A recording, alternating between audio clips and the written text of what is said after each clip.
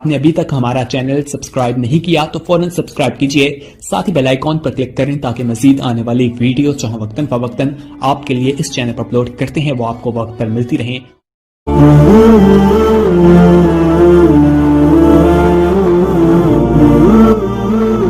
अल्हम्दुलिल्लाहि रब्बिल आलमीन वस्सलातु वस्सलामु अला अशरफिल अंबिया वल मुरसलीन व अला आलिहि व सहबिहि अजमाइन अम्मा बाद। बुजुर्गान मोहतरम, आज कोरोना वायरस की वजह से जो परेशानी और मुसीबत लोगों को आई है, इसमें हर शख्स परेशानी महसूस कर रहा है, चाहे वो मुसलमान हो या गैर मुस्लिम हो। जो गैर मुस्लिम है वो भी परेशान, जो मुसलमान है वो भी परेशान, गरीब हैं वो भी परेशान, मालदार हैं वो भी परेशान। मगर एक मुसलमान होने की हैसियत से हमें ऐसे हालात में क्या करना चाहिए, ये सोचने वाले खुद हम मुसलमानों में भी बहुत कम हैं। गैरों में तो सवाल ही नहीं पैदा होता, जिनके पास न कोई शरीयत है न कोई दीन है। आज एक तो बीमारी का सिलसिला है और इसकी वजह से बेरोजगारी, फक्र फाका वगैरह बहुत सी मुसीबतें साथ साथ पैदा हो गई। और इसके अलावा भी आम तौर पर परेशानियां और मसाइब रहते ही। इन हालात में एक मुसलमान को क्या करना चाहिए? हजरात, सबसे पहले तो ये समझिए कि अल्लाह व रसूल पर ईमान रखने वाला एक मोमिन, उसकी शान हर मामले में अजीब और निराली होती है। अगर उसको तंदुरुस्ती और सेहत मिलती है और आफियत और नेमत मिलती है, माल दौलत मिलती है, तब भी वो अल्लाह की जनाब में रुजू करता है और उसका शुक्र अदा करते हुए उसकी दी हुई नेमतों को उसी की खुशनुदी और मर्जी में इस्तेमाल करते हुए इन नेमतों को खर्च करता है। और अगर उसको परेशानी या बीमारी लाहिक होती है या फक्र फाका होता है या कोई मुसीबत पेश आती है, तो उस वक्त भी वो अल्लाह ही की तरफ रुजू करता है, सब्र करते हुए, उसी से दुआएं मांगते हुए, उसी का नाम लेते हुए, उसी से इल्तिजाएं करते हुए। ये होती है मोमिन की शान। मुस्लिम शरीफ के अंदर एक हदीस आई है और इसके अलावा भी और किताबों में मौजूद है कि अल्लाह के नबी अलैहिस्सलातु वस्सलाम ने फरमाया कि अजबन ली अम्रिल मुमिन इन्न अम्रहु कुल्लहु खैर वलैस ज़ालिका ली अहदिन इल्ला लिल मुमिन इन असाबतहु सर्राउ शकरा फकान खैरन लहु व इन असाबतहु ज़र्राउ सबरा फकान खैरन लहु। इस हदीस का तर्जुमा यह है कि अल्लाह के नबी अलैहिस्सलातु वस्सलाम ने फरमाया कि मोमिन का मामला भी बड़ा अजीब है और उसको तो हर मामले में खैर ही खैर है, और ये बात मोमिन के सिवा किसी को नसीब नहीं। अगर मोमिन को खुशी मिलती है, खुशहाली मिलती है, नेमत मिलती है, तो वो शुक्र करता है और ये शुक्र उसके हक में खैर है। और अगर उसको मुसीबत और परेशानी लायक होती है तो वो सब्र करता है और ये सब्र करना उसके हक में खैर ही खैर है। यह है मोमिन की शान। बहरहाल इस दुनिया में अल्लाह तबारक व तआला अपनी हिकमत बालिगा से और अपनी कुदरत काहिरा से कभी नेमत और राहत अता करते हैं तो कभी मुसीबत और परेशानी में मुब्तला कर देते हैं। और मोमिन दोनों सूरतों में अपने मालिक हकीकी और खालिक और माबूद को राजी रखने की कोशिश करता है। मगर आज हमारा हाल उल्टा हो गया है। न शुक्र के मौके पर शुक्र है, न सब्र की जगह सब्र है, बल्कि वबा के इस माहौल में भी हम लोगों को देख रहे हैं कि महज तज़किरे हैं, तबसरे हैं, अखबारात हैं, न्यूज़ है, सच्ची झूठी बातें फैलाने का मशगला है, बिला तहकीक बातों को उड़ाने का काम है। और ऐसा लगता है कि लोगों को यही एक मशगला मिल गया है। लोग बैठे हुए टीवी देख रहे हैं, व्हाट्सएप में मशगूल हैं, बल्कि बीमारी और परेशानी में भी लोगों को देखा जा रहा है कि वो गुनाहों में लगे हुए हैं। नमाजों को छोड़ने वाले अब भी बदस्तूर नमाजों को छोड़ रहे हैं और दीनी बातों से गाफिल हैं, अल्लाह से गाफिल हैं। मोहतरम भाइयों, यह किरदार मोमिनाना किरदार नहीं है, यह काफिराना किरदार है। لہذا میں نے محسوس کیا کہ اس عنوان پر گفتگو کروں کہ آفات اور پریشانیوں میں مومن کا کام کیا ہوتا ہے اور اس کا دستور العمل کیا ہوتا ہے۔ چند باتیں آج عرض کروں گا اور پھر کچھ باتیں کل عرض کروں گا۔ حضرات، یہ وبائیں ہوں یا اور کچھ، سب اللہ کی ایک آزمائش ہے، جیسے کہ اللہ کا خود ارشاد ہے بَلَنَبْلُوَنَّكُمْ بِشَيْءٍ مِّنَ الْخَوْفِ وَالْجُوعِ وَنَقْصٍ مِّنَ الْأَمْوَالِ وَالْأَنفُسِ وَالثَّمَرَاتِ وَبَشِّرِ الصَّابِرِينَ۔ اللہ فرماتے ہیں کہ ہم تمہاری آزمائش کرتے ہیں کچھ خوف سے، کچھ بھوک سے، اور مالوں اور جانوں اور پھلوں میں نقصان دینے سے، بس صبر کرنے والوں کو بشارت سنا دیجیے۔ اس آیت میں کہا گیا ہے کہ ہم تمہاری آزمائش کرتے ہیں۔ کس کس طرح کرتے ہیں؟ فرمایا بِشَيْءٍ مِّنَ الْخَوْفِ، کچھ خوف دے کر۔ یہ خوف کبھی تو دشمنوں کا خوف ہوتا ہے، اور کبھی بیماریوں کا، وباؤں کا خوف ہوتا ہے، کبھی حادثات کا جیسے قحط کا، سیلاب کا، بارشوں کا وغیرہ وغیرہ۔ یہ سب اس خوف کے اندر داخل ہے۔ جیسے آج ہر آدمی کورونا کی وجہ سے خوف محسوس کر رہا ہے، ہر ایک کے اوپر خوف طاری ہے۔ آگے فرمایا والجو، اور ہم تمہاری آزمائش کرتے ہیں بھوک سے بھی، فقر فاقے میں مبتلا کر دیتے ہیں۔ اور فرمایا وَنَقْسِم مِّنَ الْأَمْوَالِ وَالْأَنفُسِ وَالثَّمَرَاتِ، اور ہم تمہاری آزمائش کرتے ہیں کبھی جانوں میں، مالوں میں کمی اور نقصان دے کر، پھل پھلاریوں میں نقصان دے کر۔ یہ بھی آزمائش کا ایک طریقہ ہوتا ہے۔ تو معلوم ہوا کہ یہ سب آزمائش ہی آزمائش ہے۔ محترم بھائیوں اور دوستو، اس آزمائش میں ہم کو وہ کام کرنا ہے جو اللہ و رسول ہی نے ہم کو تلقین کیے۔ میں نے ابھی بتایا کہ اس موقع پر ایک مومن کا دستور یہ ہوتا ہے کہ وہ اللہ کی طرف رجوع کرتا ہے، یہ اللہ کو راضی رکھنے کی کوشش کرتا ہے۔ اور یہ کوشش کیوں کر ہوتی ہے اور کن کن باتوں سے ہوتی ہے، آج کی صحبت میں یہی باتیں عرض کرنا ہے کہ ایک مومن کا دستور العمل مصیبت اور پریشانی کے وقت میں کیا ہوتا ہے۔ اس سلسلے میں سب سے پہلی بات تو یہ ہے کہ مصیبت کے وقت مومن کا دستور اور طریقہ یہ ہے کہ وہ اللہ تعالیٰ کی قضا و قدر سے راضی رہتا ہے، اللہ کے فیصلوں پر، اس کے تقدیری فیصلوں پر راضی رہتا ہے، چاہے وہ کسی بھی قسم کا فیصلہ ہو، نعمت کا فیصلہ ہو، مصیبت کا فیصلہ ہو، وہ اللہ کے ہر فیصلے پر راضی برضا رہتا ہے۔ تقدیر پر راضی رہنا لوازمات ایمان میں سے ہے، لہذا جو اللہ نے مقدر کر دیا وہ ہو کر رہے گا۔ اگر بندہ اس سے راضی رہا تو بھی اور راضی نہ رہا تو بھی، فرق یہ ہے کہ راضی رہا تو اجر ملے گا، راضی نہ رہا تو گناہ ملے گا۔ اسی کو کہتے ہیں رضا بالقضا۔ ایک حدیث میں آتا ہے کہ اللہ کے نبی علیہ السلام نے فرمایا ان اللہ اذا احب قوما ابتلاهم فمن رضی اللہ فلہ الرضا ومن سخط فلہ السخط۔ جن لوگوں سے اللہ محبت کرتے ہیں ان کو مصیبت میں مبتلا کرتے ہیں، بس جو اس فیصلے سے راضی ہوتا ہے اسے اللہ کی رضا ملتی ہے، اور جو اللہ کے فیصلے سے ناراض ہوتا ہے اسے اللہ کی ناراضگی ملتی ہے۔ ایک بار حضرت عدی بن حاتم، جو حاتم تائی کے بیٹے تھے، حاتم تائی مشہور ہے، مشہور زمانہ، آج تک اس کا نام دنیا کے اندر زندہ ہے، اس لیے کہ بڑا سخاوت کرنے والا تھا۔ سخاوت کے حوالے سے اس کا نام ساری دنیا کے اندر آج بھی لیا جاتا ہے۔ تو عدی بن حاتم، حاتم تائی کے بیٹے، ان کو ایک دفعہ حضرت علی رضی اللہ عنہ نے دیکھا کہ وہ مغموم ہیں، پریشان ہیں۔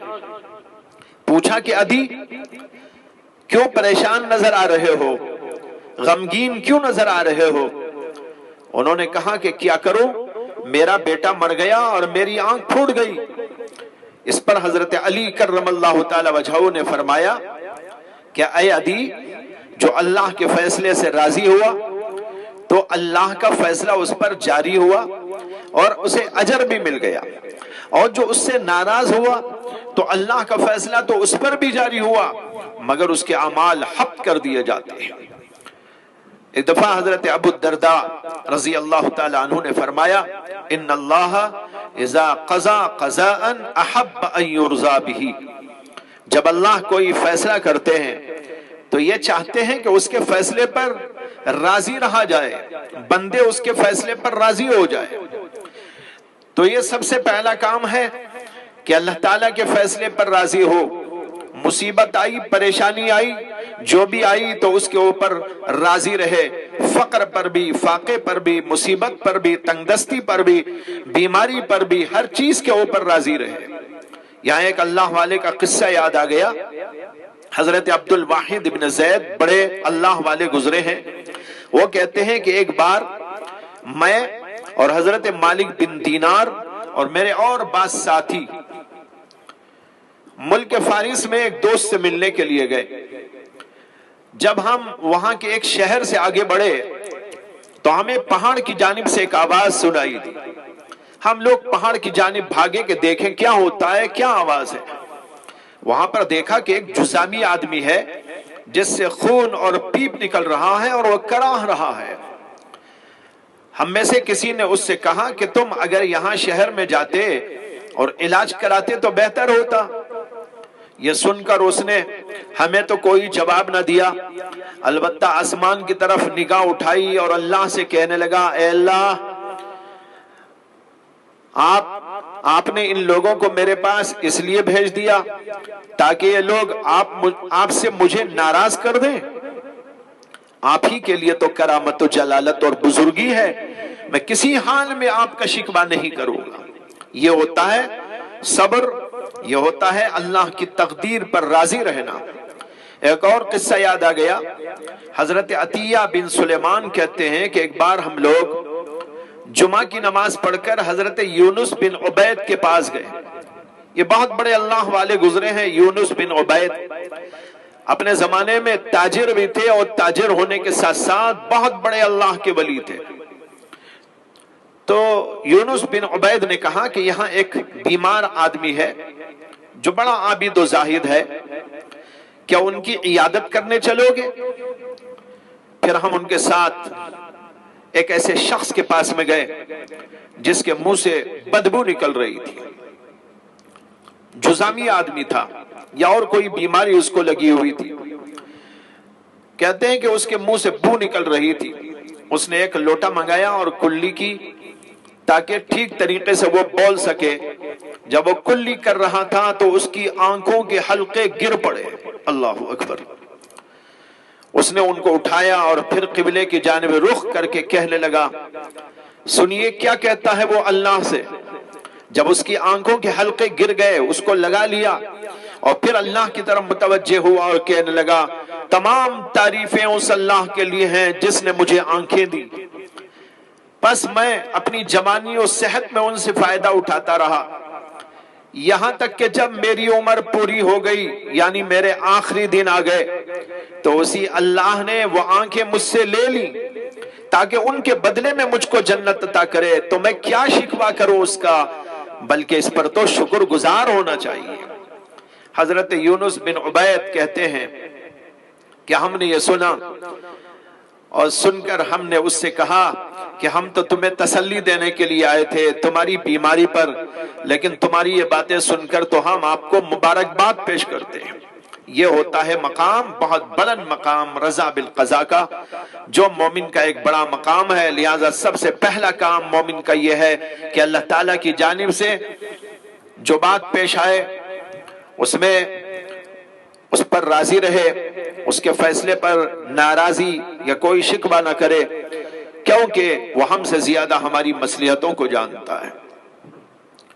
मोमिन का दूसरा दस्तूर और दूसरा काम ऐसे वक्त में ये होता है कि वो अल्लाह ताला की जनाब में अपनी कोताहियों और गुनाहों पर नदामत के एहसास के साथ माफी मांगता है, तौबा और इस्तिग़फ़ार करता है, क्योंकि आमतौर पर ये मसाइब और परेशानियां दरअसल हमारे गुनाहों का नतीजा होते हैं। जैसे कि खुद अल्लाह ने कुरान में फरमाया है, वमा असाबकुम मिन मुसीबतिन फबिमा कसबत अयदीकुम व यअफू अन कसीर। जो कुछ मुसीबत तुमको पहुंचती है وہ تمہارے کرتوت کی وجہ سے ہے، اور بہت سے کرتوت کو اللہ معاف کر دیتے ہیں۔ ایک اور جگہ اللہ نے کہا ظہر الفساد فی البر والبحر بما کسبت ایدی الناس لیذیقہم بعض الذی عملوا لعلہم یرجعون۔ اس کا ترجمہ ہے کہ اللہ نے فرمایا خشکی اور تری میں جو فساد برپا ہے وہ لوگوں کے کرتوت کی وجہ سے ہے، ان کے گناہوں کی وجہ سے ہے، ان کی بے حیائیوں کی وجہ سے ہے، ان کی غلط کاریوں کی وجہ سے ہے، بما کسبت ایدی الناس۔ اور یہ ظاہر ہوا فساد کیوں؟ اللہ نے اس کو کیوں دنیا میں ظاہر کیا؟ کہتے ہیں تاکہ اللہ ان کے بعض اعمال کا مزہ ان کو چکھائے، تاکہ وہ اللہ کی طرف رجوع کرے۔ اس سے معلوم ہوا کہ مصیبت اور پریشانی ہمارے گناہوں اور ہماری بدعملیوں کی وجہ سے آتی ہے، اور اسی کے ساتھ یہ بھی معلوم ہو گیا کہ ان مصیبتوں کو بھیج کر اللہ یہ چاہتے ہیں کہ بندے اللہ کی طرف رجوع کریں، توبہ اور استغفار کریں۔ دوستو، آج گناہوں کی کیا کمی ہے؟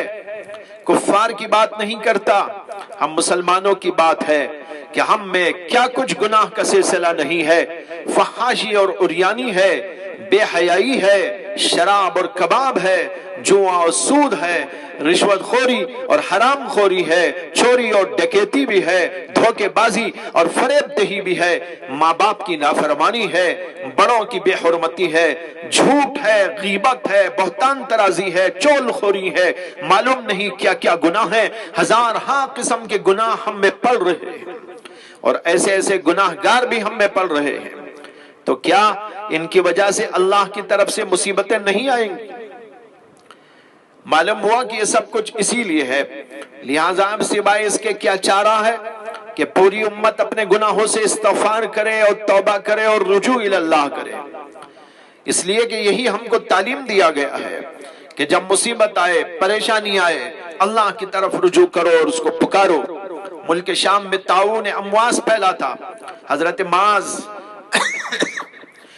معاذ بن جبل جو ملک شام میں اس وقت ایک جماعت کے امیر بنائے گئے تھے، انہوں نے لوگوں کو خطبہ دیا اور اس کے اندر بہت سی باتیں بتاتے ہوئے ایک بات انہوں نے یہ بھی کہی کہ اے لوگو، اللہ کی جناب میں سچی پکی توبہ کرو، کیونکہ جو بندہ توبہ کر کے اللہ سے ملتا ہے تو اللہ پر یہ حق ہوتا ہے کہ اس کی مغفرت کر دے۔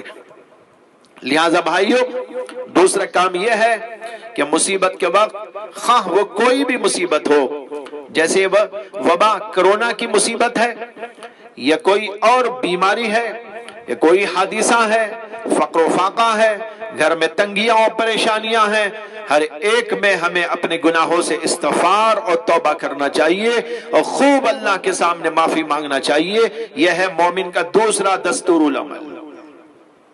تیسری بات، مصیبت و پریشانی میں مومن کا تیسرا دستور یہ ہے کہ مصیبت پر صبر کرتا ہے، وہ اللہ کا شکوہ نہیں کرتا، وہ واویلا نہیں مچاتا۔ صبر کے قرآن و حدیث میں بڑے فضائل آئے ہیں، یہاں پر سب کو تو بیان نہیں کیا جا سکتا، صرف ایک دو باتوں کی طرف اشارہ دیتا ہوں۔ مصیبت پر صبر کرنے پر اللہ کا وعدہ بھی ہے، یہ آیت ابھی آپ سن چکے، اللہ نے فرمایا وَلَنَبْلُوَنَّكُمْ بِشَيْءٍ مِّنَ الْخَوْفِ وَالْجُوعِ وَنَقْصٍ مِّنَ الْأَمْوَالِ وَالْأَنفُسِ وَالثَّمَرَاتِ وَبَشِّرِ الصَّابِرِينَ۔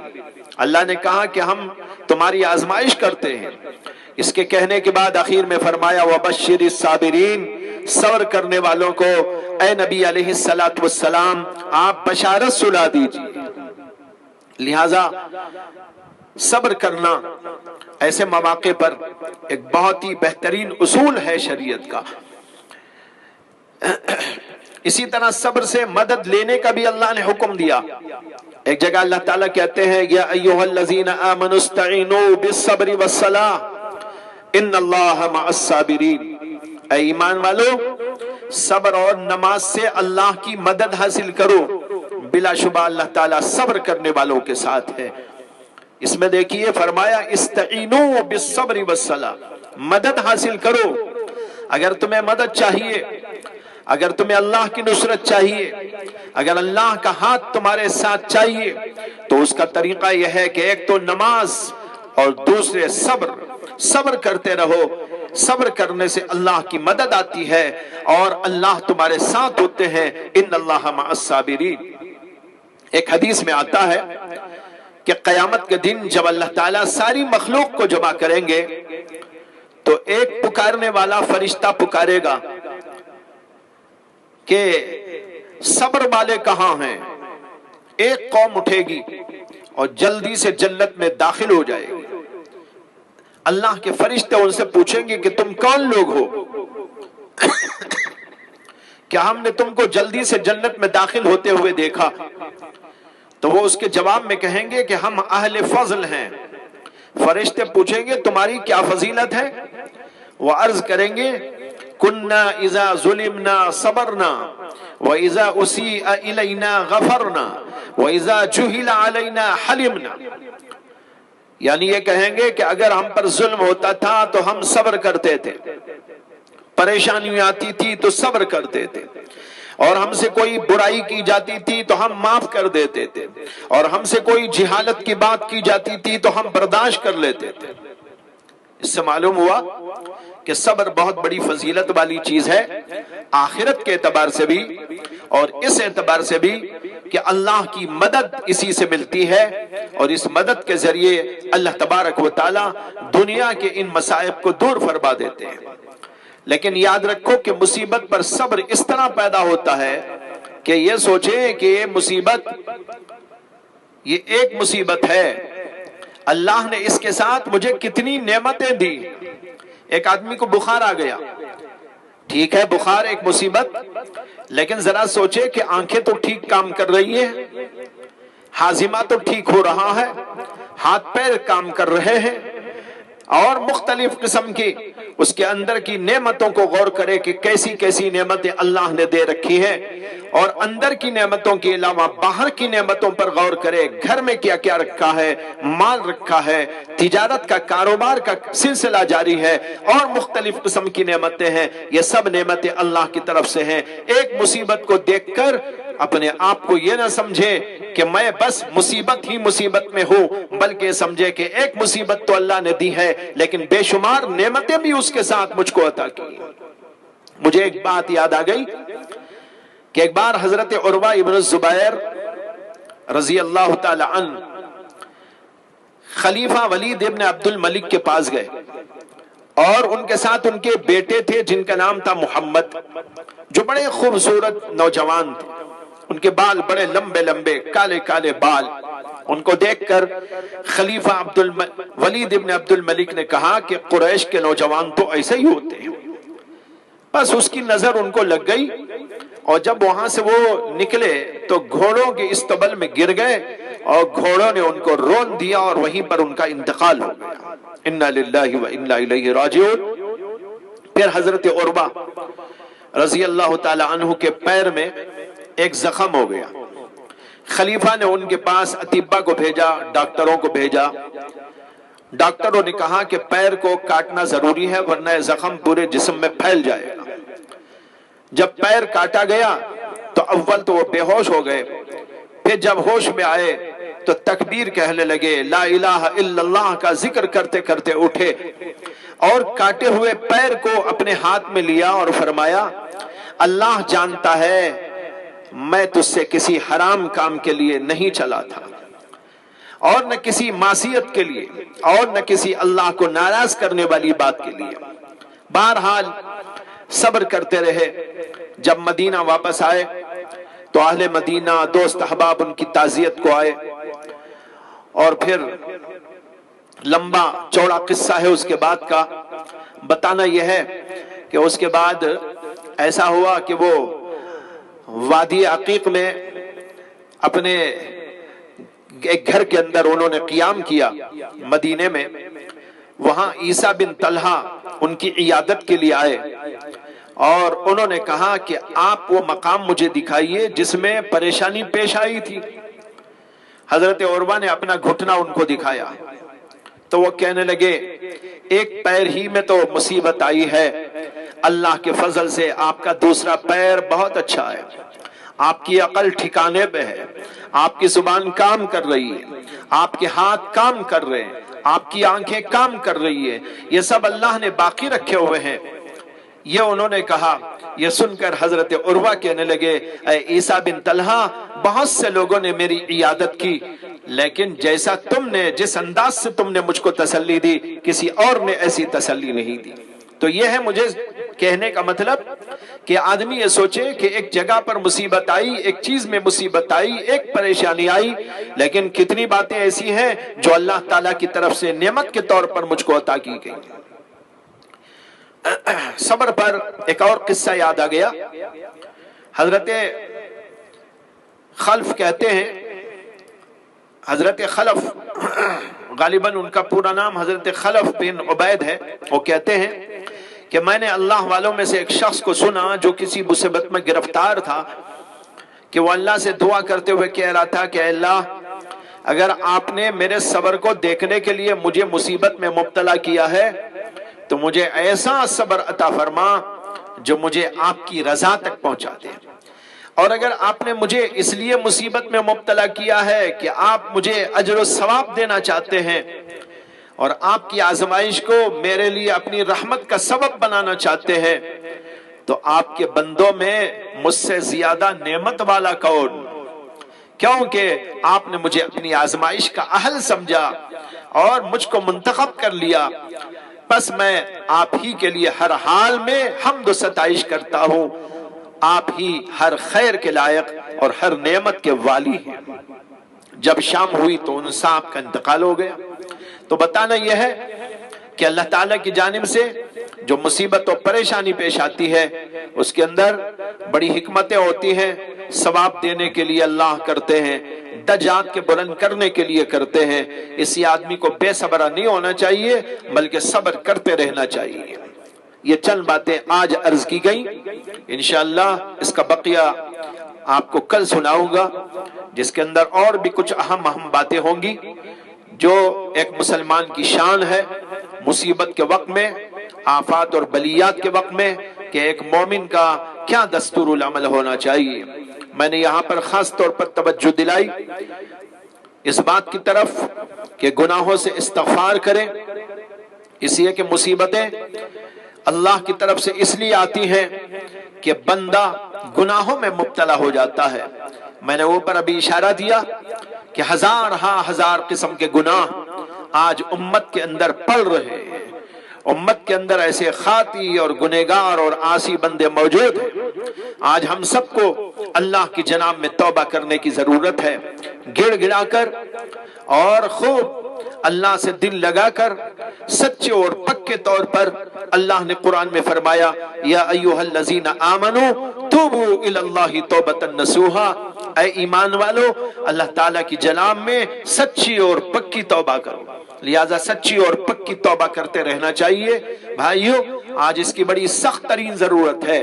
نوجوانوں کو بالخصوص میں توجہ دلانا چاہتا ہوں، وہ اپنے گناہوں سے باز آئیں، وہ اپنی نگاہوں کی حفاظت کرے، وہ اپنی زبانوں کی حفاظت کرے، وہ اپنے دلوں کی حفاظت کرے، وہ اپنے دماغوں کی حفاظت کرے، ہر قسم کی برائیوں سے باز آئیں اور اللہ کی جناب میں توبہ اور استغفار کریں، رو رو کر گڑ گڑا کر۔ جب تک اللہ کو نہیں مناؤ گے اس وقت تک مسئلہ حل نہیں ہوگا۔